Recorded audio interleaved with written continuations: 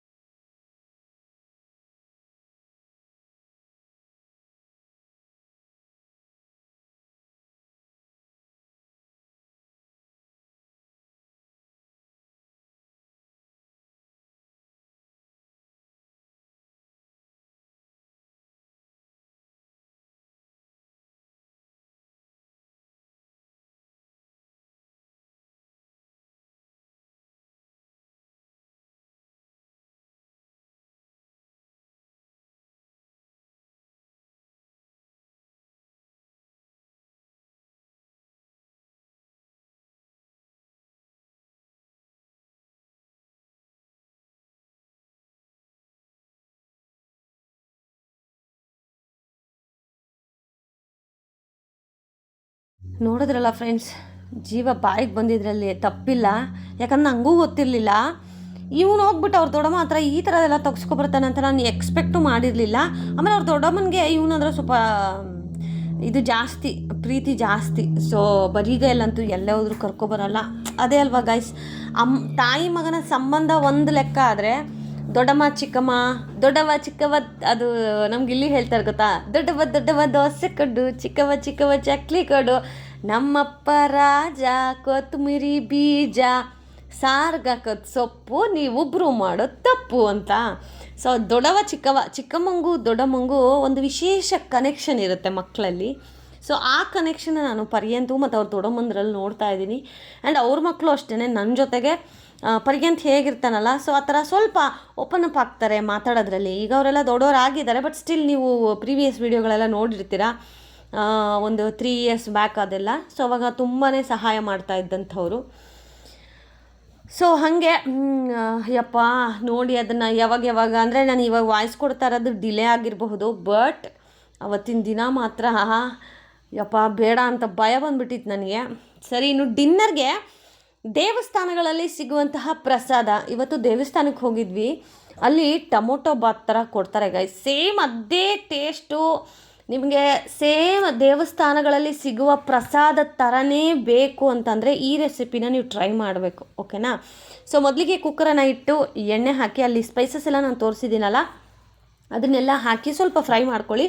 ತುಪ್ಪ ಇದ್ದರೆ ಹಾಕಿ, ತುಂಬ ಟೇಸ್ಟ್ ರಿಚ್ ಆಗುತ್ತೆ. ಬಟ್ ತುಪ್ಪ ಇರಲಿಲ್ಲ, ಸೊ ಹಾಗಾಗಿ ನಾನು ಜಸ್ಟ್ ಎಣ್ಣೆನ ಹಾಕಿದ್ದೀನಿ. ಸೊ ಅದಾದಮೇಲೆ ಈರುಳ್ಳಿ, ಕ್ಯಾಪ್ಸಿಕಮ್ಮು, ನಾನು ಏನೇನು ತೋರಿಸಿದ್ದೀನೋ ಅದಷ್ಟನ್ನು ಹಾಕ್ಕೊಳ್ಳಿ. ಆಮೇಲೆ ಶುಂಠಿ ಬೆಳ್ಳುಳ್ಳಿ ಪೇಸ್ಟ್ನೂ ನಿಮ್ಗೆ ಅಲ್ಲಿ ಡೈರೆಕ್ಟಾಗಿ ಗೊತ್ತಾಗ್ತದೆ ಏನೇನು ಅಂತ ನೋಡ್ತಾ ಹೋಗಿ. ಆ್ಯಕ್ಚುಲಿ ಇದನ್ನು ನಾನು ಈ ಲಾಸ್ಟ್ ಟೈಮು ನಾನು ಮಿನಿ ಏನಂತೀವಿ ಅದನ್ನು ಚಿಕ್ಕದಾಗಿ ಮಾಡಿದ್ನಲ್ಲ ಗೈಸ್ ರೆಸಿಪಿ. ಅಂದರೆ ನೀರೊಟ್ಟು ಅಲ್ಲ, ಈ ಏನಂತೀವಿ ಪರಿ ಅದನ್ನು, ಆ ಚಿಕ್ಕ ಗುನುಗುಲು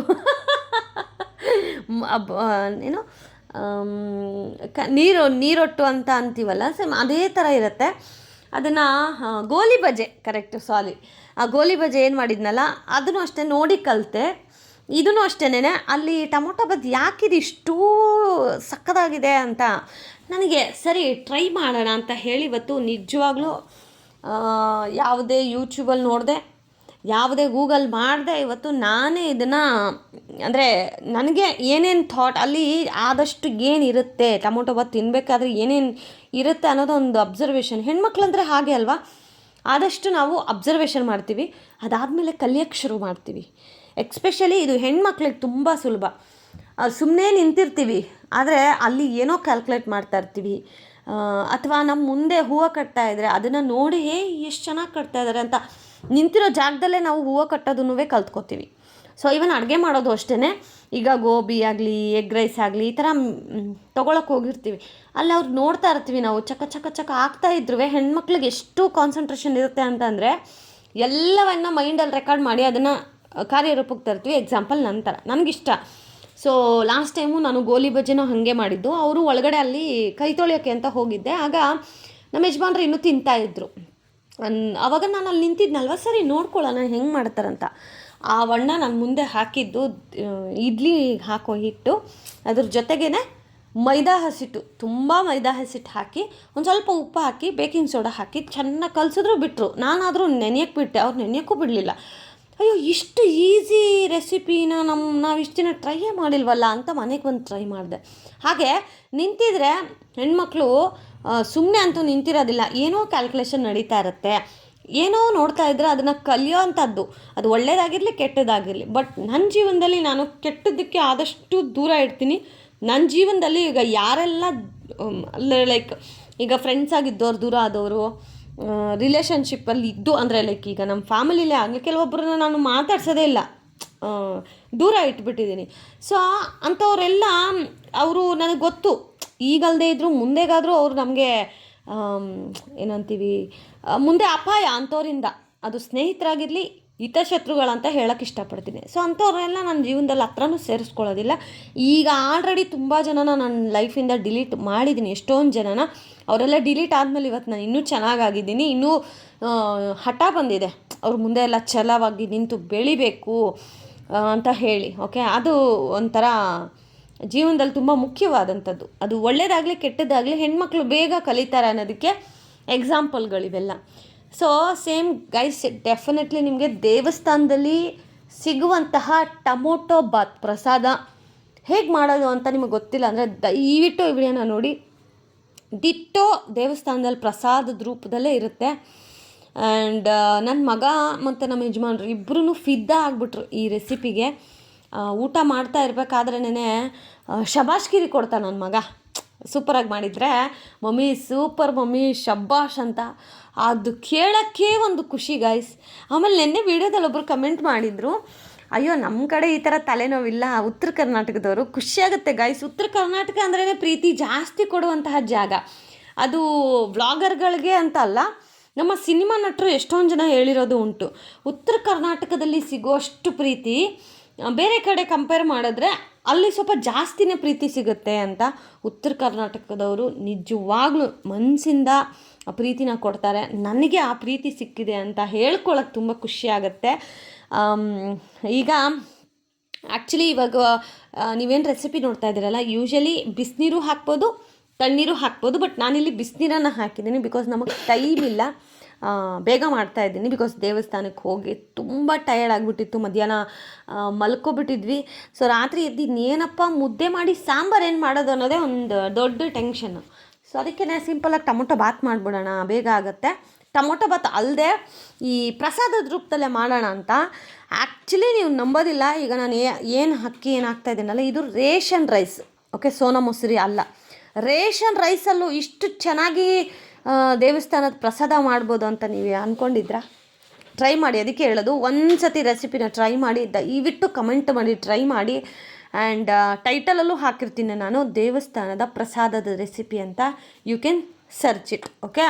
ಸೊ ನೀವೆಲ್ಲರೂ ವೈಕುಂಠ ಏಕಾದಶಿ ದಿನ ಹೇಗೆ ಸೆಲೆಬ್ರೇಟ್ ಮಾಡಿದ್ರಿ ಅದನ್ನು ಕಮೆಂಟ್ ಮಾಡಿ. ದೇವಸ್ಥಾನಕ್ಕೆ ಹೋಗೋಕ್ಕಾಗಿಲ್ಲದೆ ಇರೋರು ಬೇಜಾರು ಮಾಡ್ಕೋಬೇಡಿ. ವೈಕುಂಠ ಏಕಾದಶಿಗೆ ನಿಮಗೆ ದೇವಸ್ಥಾನಕ್ಕೆ ಹೋಗೋಕ್ಕಾಗಿಲ್ಲ ಅಂದರೂ ತಿಂಗಳಲ್ಲಿ 2 ಏಕಾದಶಿಗಳಂತೂ ಬಂದೇ ಬರುತ್ತೆ. ದಯವಿಟ್ಟು ಆ ಏಕಾದಶಿಗಳಲ್ಲಿ ಆದಷ್ಟು ದೇವರ ದರ್ಶನ ಮಾಡಿ, ದೇವರ ಆರಾಧನೆಯನ್ನು ಮಾಡಿ, ಒಳ್ಳೆಯದಾಗತ್ತೆ.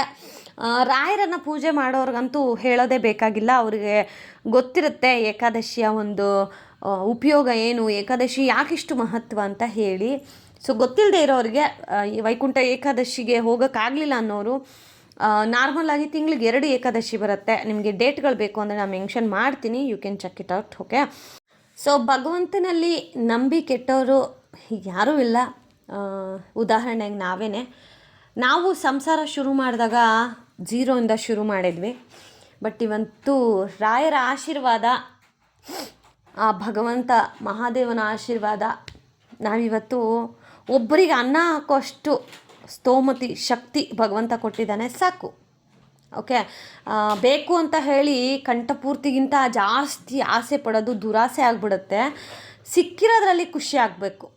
ಸೊ ಅದು ಆ್ಯಕ್ಚುಲಿ ಜೀವನನ ಎಂಜಾಯ್ ಮಾಡೋ ರೀತಿ.